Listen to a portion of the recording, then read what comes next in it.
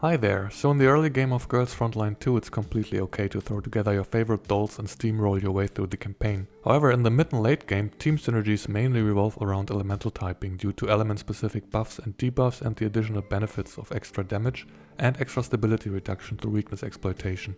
In this video I want to go over one such team, the Fire or Burn team, both in its current incarnation on the global server and its future setup in the CN meta. I'll be addressing the core units of the Fire team, each doll's individual role, their build, upcoming units that will elevate the Fire team further, and finally what this means in terms of investment for your current units. Without further ado, let's get to it.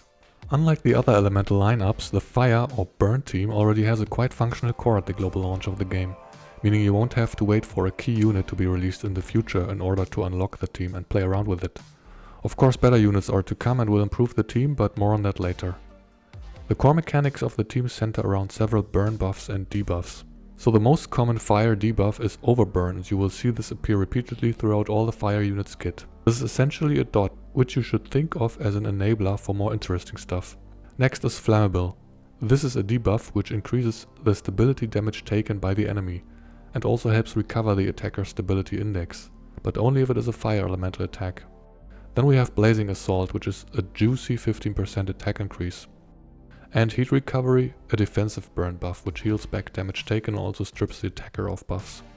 An honorable mention goes to Overheating, which is essentially a silence, but it is specific to Cheetah's kit and does not work against bosses, which makes it both circumstantial and uncommon. Don't worry if all of these names are a bit overwhelming in the beginning. We'll explore their effects and synergy in more detail when we jump into action.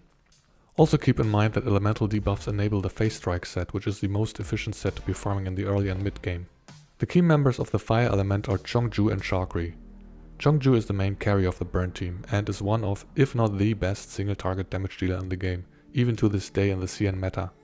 In fact, she is so good that she even appears as a sub-DPS in other elemental teams whenever single target damage is required. Sharkry serves as a sub-DPS in the team. Even though she's only an SR unit, she remains an integral part of the team even to this day in the CN meta. Qiongjiu's active skills both deal burn damage. Her second skill is also able to apply Overburn, but the AoE is a bit awkward and sometimes difficult to apply without having to leave cover protection. For instance, in this example you can see that due to the narrow one-line range you're forced into a trade-off between applying Overburn to the boss and positioning Qiongjiu out in the open. Her ultimate buffs her support attack damage by 30% and increases the number of support attacks by 1. This is essentially her main gimmick. Her support attacks, which are triggered by allied single target attacks, up to 3 times per round, or 4 with her ultimate. She also gains a point of Confectance index every time she deals damage, so that she quickly cycles through her ultimate and permanently keeps her support attack buff up. Here you can see how a non-fire single target attack, in this case from Suomi, triggers her assist. Because the condition to activate her support is so easily fulfilled, she can fit in any other elemental team tackling single target content. This SR weapon is decent for her as she will constantly gain buffs and the damage increase applies to all her support attacks. If you have it, of course, use her SSR signature weapon Golden Melody. Right now I'm using her first, second and third keys, which enable her to cleanse 1 buff from an attacking enemy on a support action, makes her start a battle with 3 extra alt gauge, and most importantly has her apply a 30% defense shred to an enemy upon a support attack. Notice how the boss currently only has the flammable debuff. Here you can see the death shred being applied with the initial attack even before Qiongjiu does her support attack.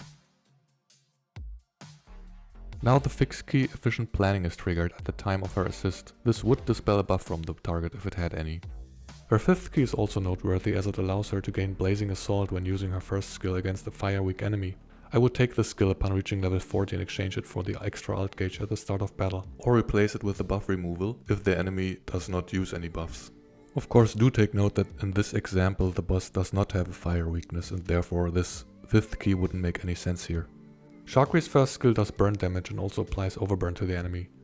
Zoom In is a damage buff which she gains from her second skill and her ultimate, and will make her deal extra stability damage. So if available, Sharkry will start her turn by using her ultimate first in order to buff herself up. Here you can see she got 1 stack of Zoom In, which can stack up to 2 times, and is applied to her next attack. Now you can see the Overburn debuff being applied to the boss before her attack, which makes her also gain extra crit from her passive and activates the Phase Strike gear set. Besides giving Zoom In, her second skill is dependent on having Overburn applied to the enemy. In that case the skill also applies Flammable and becomes burn type damage, meaning that she will again increase her stability damage significantly. Her ultimate gives her simply the zoom in buff and allows her to attack afterwards without having to wait a turn.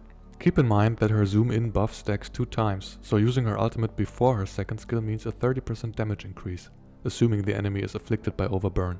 You should note that the extra command gives her an extra attack opportunity within the same turn, and therefore it does not advance her cooldowns.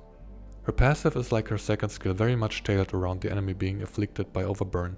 It makes her gain additional points of confection index and increases her critical rate.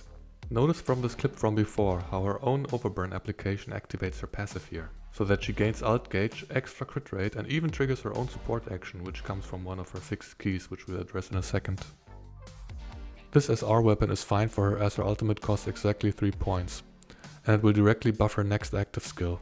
If you do have it, you can also put Tololo's signature weapon Planeta on her.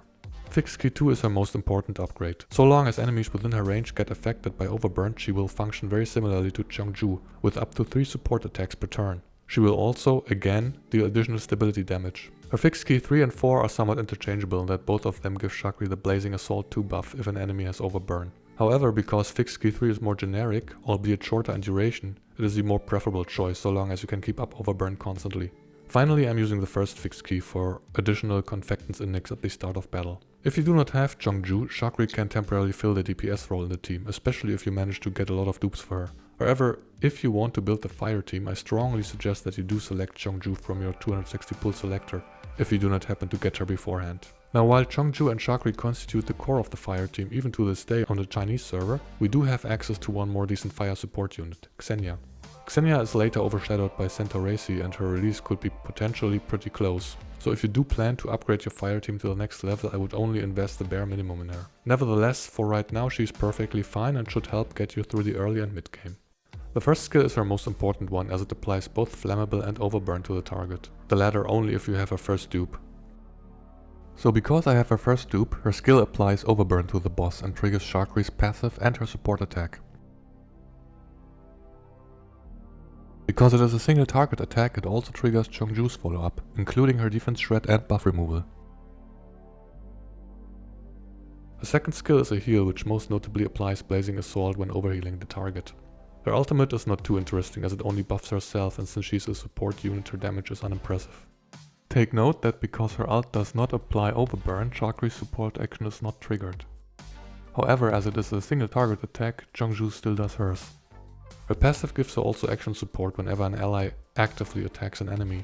Importantly, her attack happens first, and she applies Blazing Assault to the ally who initiated the attack. So here I'm using Qiongjiu's first skill. Before she executes her attack, both Ksenia and Suomi trigger their support actions. Notice how she got the Blazing Assault buff before she does her damage.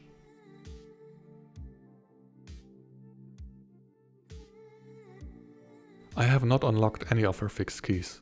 If you do wish to invest in her just a little, you can unlock her first key, which adds a random buff to her heal. Of course, if you do plan to skip Centaureissi, you can also look at her 4th and 6th keys to cycle her ultimate more easily. So now that we've seen how the individual team members work, this is the flow of combat. For the most time, the enemy should be affected by multiple debuffs, most importantly the overburn dot to trigger other effects. Sharkry and Qiongjiu, on the other hand, should constantly benefit from multiple buffs, particularly Blazing Assault. Now Sharkry initiates her single target attack, which includes overburn application. Assist attacks are triggered from Suomi and Ksenia, which buff her up further. Now she does her burn attack, which she follows up with her own assist. And finally the chain concludes with Qiongjiu's support attack. Note that since Qiongjiu goes last in the attack order, she may benefit from the preceding attack stability index reduction in battles where the enemy takes cover. Finally, you should also note that the team is somewhat picky about whom they support and whom they don't. For instance, an AoE ability does not trigger Qiongjiu's or Ksenia's support actions, and without overburn application neither does Sharkry spring into action. Now the 2 remaining fire units at the global launch are Krolik and Cheetah. Krolik can help set up Sharkry by passively triggering overburn against nearby enemies, but her overall power level is too low to guarantee her a place in the team in the future. Cheetah can provide the team with more Blazing Assault, but her other buffs are random. Additionally, the overheating debuff cannot be used against bosses, making her a less than ideal choice for the team. As I said before, Centaureissi is a direct upgrade to Ksenia. Her first skill does burn damage to an enemy and heals the nearest ally. This gives her heat recovery, which is important for her passive. This states that if she has heat recovery, she automatically applies overburn with her active attacks. She also gains action support through her passive whenever an ally does single target damage. Her second skill heals nearby allies and does AoE damage as well as dispel enemies with overburn.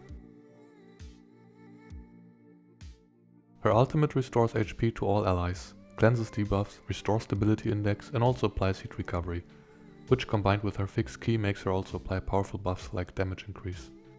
So overall she's a great healer with debuff cleansing and good buffs, as well as action support and consistent overburn application. On the CN tier list she ranks only slightly below Suomi, presumably because she is somewhat more specific to the burn team.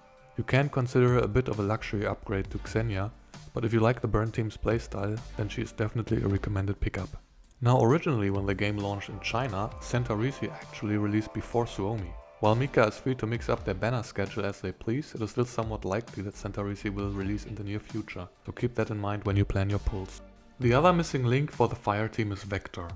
She's a fire support unit which released fairly recently on the CN server. While we don't have any idea as to Mika's banner schedule, she's probably still a long way off. However, given her incredible skill kit, I'm very excited about her release. Her ultimate applies AoE burn damage in a huge range and generates scorch tiles which apply fire weakness to the enemies standing on it, and also gives them overburn. She also buffs the burn damage of her allies. If that wasn't enough, she also gets to attack again. Her first skill does single target burn damage to an enemy and also applies overburn to the enemy if it is affected by any burn type debuffs, which for instance would be a scorch tile. Her second ability is also a single target burn damage skill which applies a debuff to the enemy that can also generate scorch tiles. Like Sharkry, she can equip a fixed ki which triggers a support attack when an enemy receives overburn, making her a perfect fit for the fire team. Overall it is a very damage focused support unit which can contribute a lot of fire debuffs, something the team certainly needed. Unlike Centaureissi, I would consider Vector an absolute must get when you want to run the fire team at its best in the future. So there you have it. I hope you learned something from this guide and have a better appreciation of the nuances of the buffs and debuffs that make or break the fire team. Seeing the synergy between these units makes the game much more interesting to me, and I'm curious if the same is true for you. Let me know in the comments which team you are interested in. And if you enjoyed this guide, then it would be much appreciated if you could gently caress that like button. In any case, thank you so much for watching and see you next time.